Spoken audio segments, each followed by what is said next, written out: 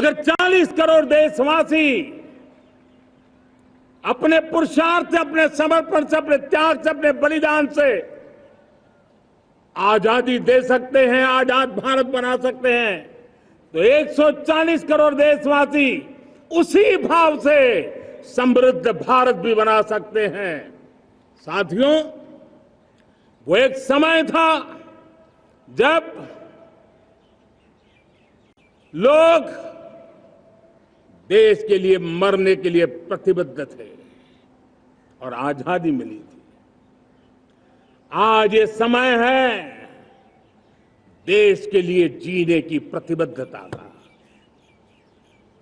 अगर देश के लिए मरने की प्रतिबद्धता आजादी दिला सकती है, तो देश के लिए जीने की प्रतिबद्धता समृद्ध भारत भी बना सकती है।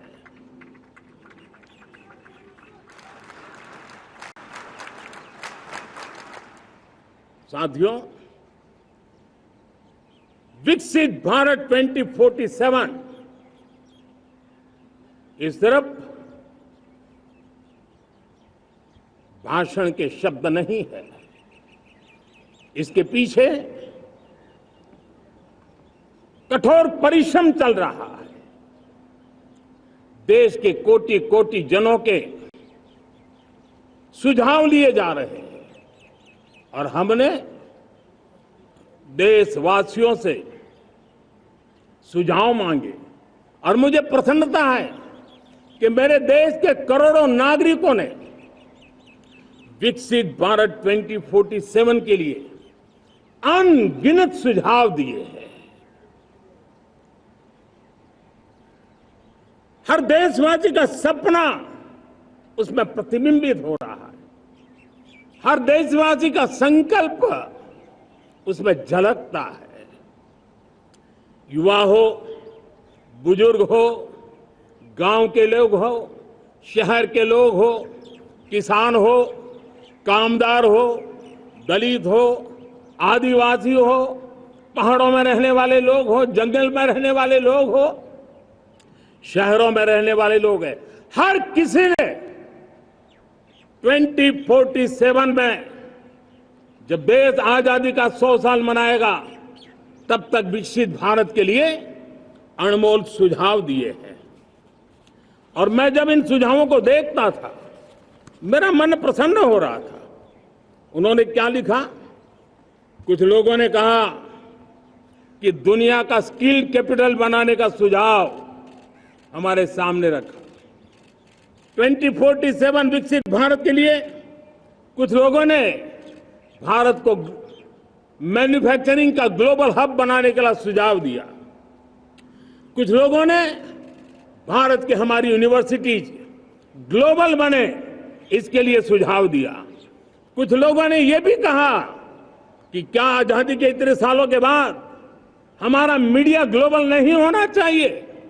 कुछ लोगों ने यह भी कहा कि हमारा स्किल्ड युवा विश्व की पहली पसंद बनना चाहिए।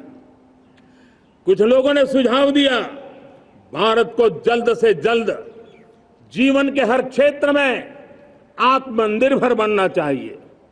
कई लोगों ने सुझाव दिया कि हमारे किसान जो मोटा अनाज पैदा करते हैं, जिसको हम श्री अन्न कहते हैं, उस सुपर फूड को दुनिया के हर डाइनिंग टेबल पर पहुंचाना है।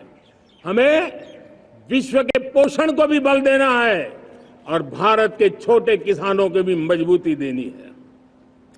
कई लोगों ने सुझाव दिया कि देश में स्थानीय स्वराज की संस्थाओं से लेकर के अनेक इकाइयां हैं, उन सब में गवर्नेंस के रिफॉर्म की बहुत जरूरत है।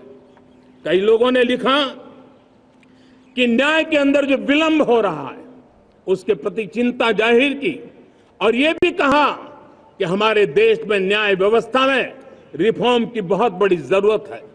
कई लोगों ने लिखा कि कई ग्रीनफील्ड सिटीज बनाने की अब समय की मांग है। किसी ने बढ़ती हुई प्राकृतिक आपदाओं के बीच शासन प्रशासन में कैपेसिटी बिल्डिंग के लिए एक अभियान चलाने का सुझाव दिया।